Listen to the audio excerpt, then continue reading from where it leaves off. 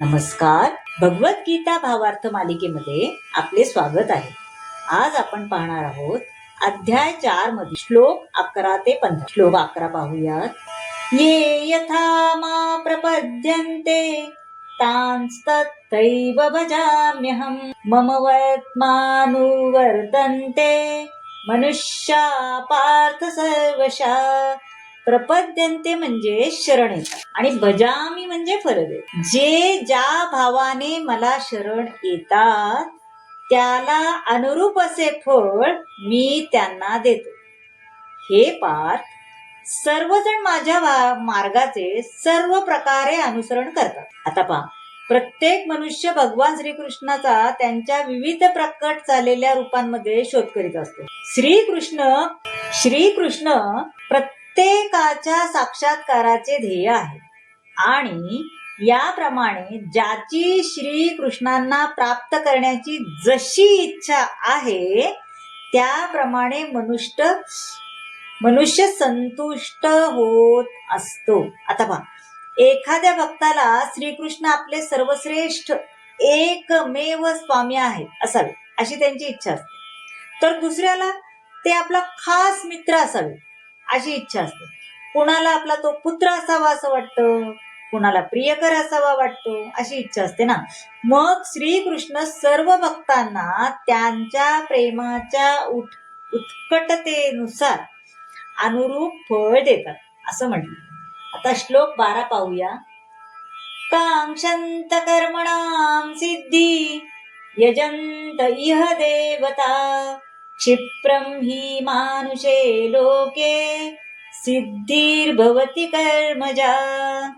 मनुष्य या जगात सकाम कर्मामध्ये सिद्धीची इच्छा करतात है ना, आणि म्हणून ते देवतांची आराधना करतात.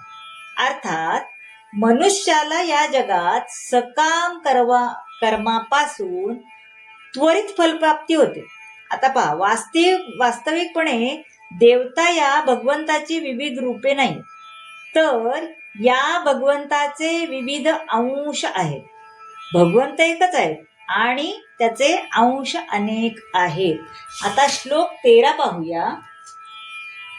चातुर्वर्ण्यं मया सृष्टं गुणकर्म विभागशः तस्य कर्तारमपि मां विद्य कर्तारमव्ययम्.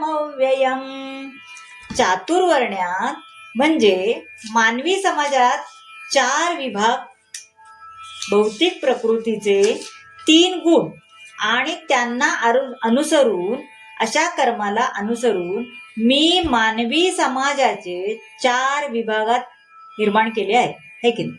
आणि ते तू जाणले पाहिजे की मी जरी या व्यवस्थेचा कर्ता असलो तरी मी अव्ययी असल्यामुळे अकर्ताच आहे. प्रत्येक गोष्टीचे सृष्टा हे भगवंत आहेत ना. 4 वर्णाचा आरंभ बुद्धिमान मनुष्याच्या विभागातून होतो, है की नाही. आणि त्या वर्गाला पारिभाषिक शब्दात ब्राह्मण म्हटले जाते, कारण ते सत्वगुणामध्ये स्थित असतात. त्यानंतरचा वर्ग म्हणजे क्षत्रिय. हा प्रशासकीय वर्ग आहे, कारण ते रजोगुणामध्ये स्थित असतात, है ना. व्यापारी लोक, ज्यांना आपण वैश्य म्हणतो, ते रजोगुण आणि तमोगुण यांचे मिश्रण असते, यामध्ये ते स्थित असतात. आणि क्षुद्र किंवा कामगार वर्ग हा तमोगुणामध्ये स्थित असतो. आता भगवान यांनी 4 वर्णाची निर्मिती केली असली तरी ते यापैकी कोणत्याही वर्णामध्ये येत नाही. ज्याप्रमाणे श्रीकृष्ण हे 4 वर्णाच्या पलीकडे आहेत, त्याचप्रमाणे कृष्ण भावना भावित मनुष्यही मानवी समाजाच्या सर्व विभागांच्या अतीत असतो. मग ते कोणीही असो, कुठल्याही विभागातला तो असो, तरी तो समाजाच्या सर्व विभागामध्ये अतीत असतो. श्लोक 14 पाहूयात.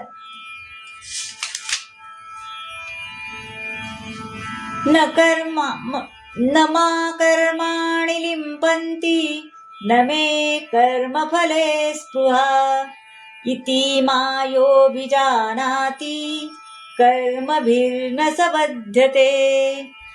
आता यामध्ये कोणत्याही कर्माने मी बद्ध होत नाही, तसेच मला कर्मफलाची अपेक्षा पण नाही है ना. मला कर्मफलाची आकांक्षा नाही. जो माझ्याबद्दलचे हे सत्य जाणतो तो सुद्धा कर्मफलांनी बद्ध होत नाही. आपल्यासाठी भौतिक जगामध्ये घटनाबद्ध काही नियम आहेत, हो की नाही. त्याप्रमाणे आपल्याला कळते की राजा म्हणजे आपण म्हणतो ना या देशाचा राजा, देशाचा राजा कोणताही प्रमाद करू शकत नाही. त्यांनी राजाने जर चूक केली तर सगळ्या प्रजेला त्याचा त्रास होणार ना. त्यामुळं राजा कोणताही प्रमाद करू शकत नाही. त्याचप्रमाणे भगवंत जरी भौतिक जगताचे सृष्टा असले तरी ते भौतिक जगताच्या कार्यामुळे प्रभावित पण होत नाहीत बरं का. ते त्याच्यापासून अलिप्तच राहतात. भगवंत स्वतःमध्येच पूर्ण आहेत ना. त्यांना तथाकथित स्वर्गीय सुखाचे मुळीच आकर्षण नाही. आपल्यासारख्यांना त्याचं आकर्षण असतं ना, म्हणून आपल्या राजाने चूक केली तर आपल्याला त्रास होतो. पण भगवंताला त्याच्यापासून ते अलिप्तच असतात. त्यामुळे त्यांना या सुखाचं काही आकर्षणच नसतं. त्यामुळं ते तसं म्हणत आहे. श्लोक 15 पाहूया.